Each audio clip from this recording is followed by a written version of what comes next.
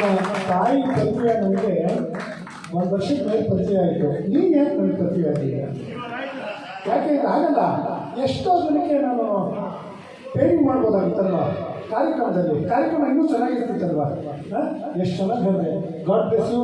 ಜೊತೆಗೆ ಕಳೆದ ವರ್ಷ ನಿನ್ನ ವಯಸ್ಸಿನವರಿಗಾಗಿ ಒಂದು ರಾಜ್ಯ ಮಟ್ಟದ ಸ್ಪರ್ಧೆ ಎಲ್ಲ ಆಯಿತು. ಅವಾಗ ನೀನು ಬಂದಿದ್ದಿದ್ರೆ ಪಂಡಿತ ಸರ್ ಕೈಯಲ್ಲಿ ನೀನು ಬಹುಮಾನ ತೊಗೊಳ್ತಿದ್ದೆ. ಆದರೆ ಈಗ ಅದಕ್ಕೇನು ಕಾಲ ಹಿಡಿತಿಲ್ಲ. ಇನ್ನು ಮುಂದೇನು ಅದಾಗತ್ತೆ. God bless you. ಭಾಳ